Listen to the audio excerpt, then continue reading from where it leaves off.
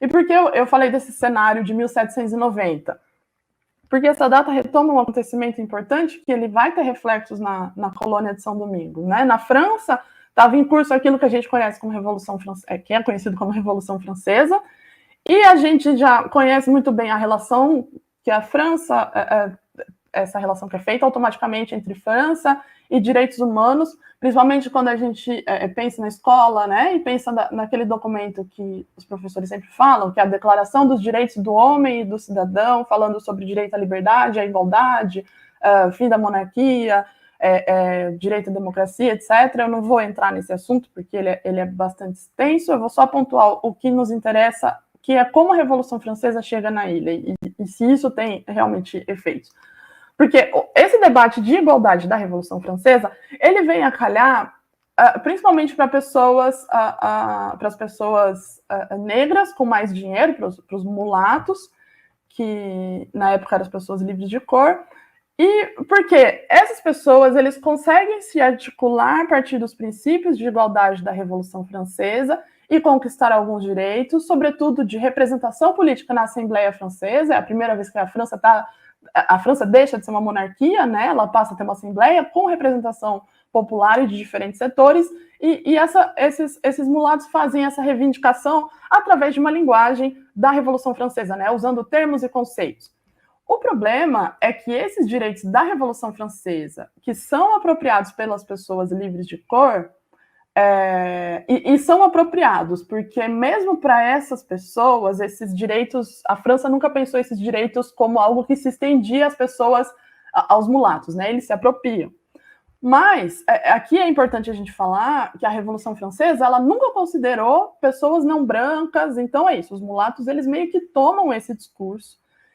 E já para os escravizados, que têm uma dificuldade de representação ainda maior, eles acabam tendo uma outra relação com esse momento da Revolução Francesa, porque uma questão que a gente quase nunca ouve é que a Revolução Francesa ela nunca debateu o fim da escravidão. O fim da escravidão e o acesso de direito para pessoas negras ou para pessoas escravizadas nunca foi um problema realmente considerado pela Revolução Francesa.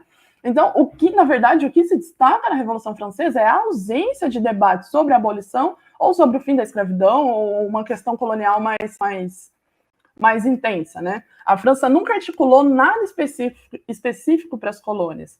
As questões da Revolução Francesa sobre as colônias, na verdade, elas são infinitamente adiadas. A Constituição de 1791 da França, o encaminhamento que eles dão para as colônias em algum momento a gente vai escolher um governo para as colônias e vamos decidir o que vai ser feito, mas todo aquele papo de liberdade, igualdade, fraternidade, ele não chega para pessoas negras, mesmo pessoas negras que têm cidadania francesa, que são filhos de franceses com mulheres escravizadas ou das colônias, enfim. O que acontece? A escravidão, ela aparece, sim, nesses debates franceses, mas sempre de uma forma muito marginal, sempre trazida por sociedades abolicionistas, mas mesmo essas sociedades abolicionistas pensavam no fim da escravidão como algo que deveria ser acontecendo aos poucos, como um fim do tráfico, então vamos preparando os escravizados para a liberdade, como se as pessoas precisassem de algum tipo de preparação para a liberdade. Nunca a escravidão foi vista como algo que precisava ser eliminado na visão dos franceses. Isso porque, claro, era a escravidão que sustentava a economia da França, era o dinheiro do Estado francês vinha do trabalho escravizado nas colônias. E eu acho que é aqui que a gente pode pensar a Revolução Francesa e Haitiana como processos separados, porque ainda hoje a gente encontra no livro didático, na imprensa, no senso comum, que a Revolução Haitiana é uma continuação da Revolução Francesa, e eu acho que não é isso, né?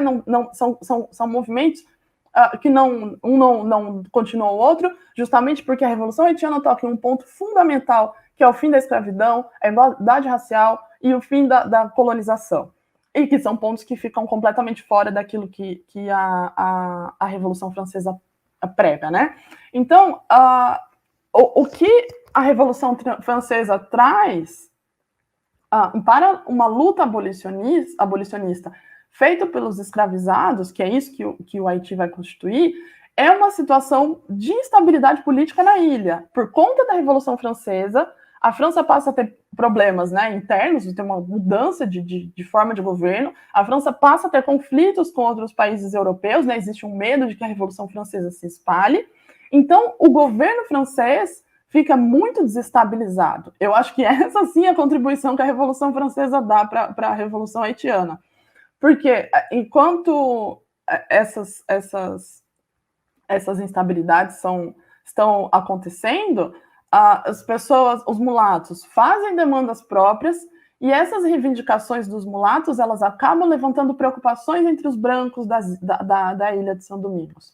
E essa disputa, sim, ela acaba virando mais ou menos uma disputa como se fosse entre colonos brancos, que queriam uma manutenção das coisas como estavam, versus mulatos, que eram a favor da Revolução Francesa e que queriam mais direitos.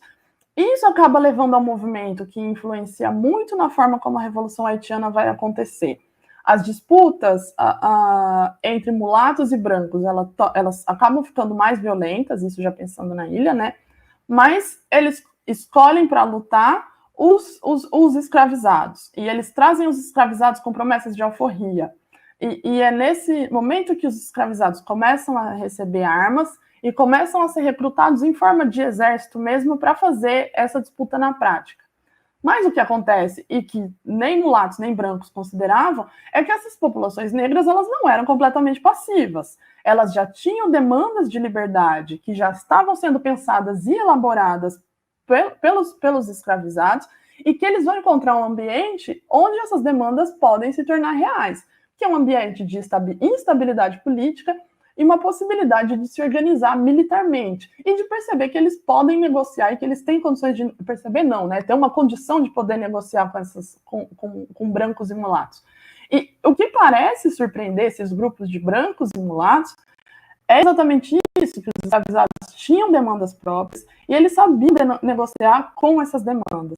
Então, quando eu disse que a população de escravizados de São Domingos era grande, era uma população africana, era para dizer também que a memória de uma vida livre na África ainda era muito recente entre aquelas pessoas. Não eram gerações que nasceram escravizadas. Eram pessoas para quem a liberdade ainda era algo muito, muito próximo, né?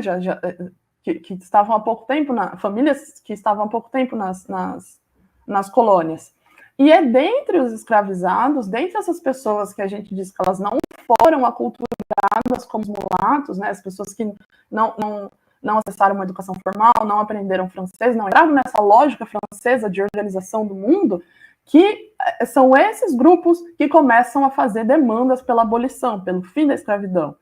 Onde havia a resistência à escravidão, a qualquer promessa de liberdade vinda da França, é entre os escravizados, não é entre abolicionistas, não é entre mulatos com dinheiro, com uma certa influência. Isso porque os escravizados já se organizavam há algum tempo. Uma das formas principais de organização desses escravizados é uma coisa que a gente chama marronagem, é mais ou menos como os quilombos no Brasil, dá para a gente fazer essa associação. Então a gente pensa, né?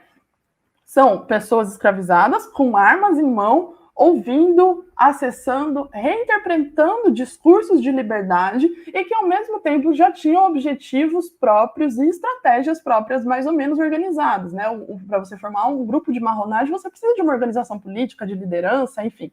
E isso acontece em um contexto de enfraquecimento do poder francês na ilha. Lembra? A França está em um processo de revolução. Então, parecia ser uma oportunidade perfeita para exigir o fim da escravidão.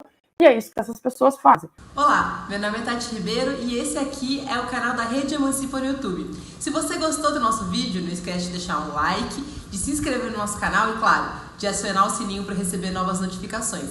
Caso queira assistir esse vídeo aqui na íntegra, é só pegar na descrição aqui embaixo o link.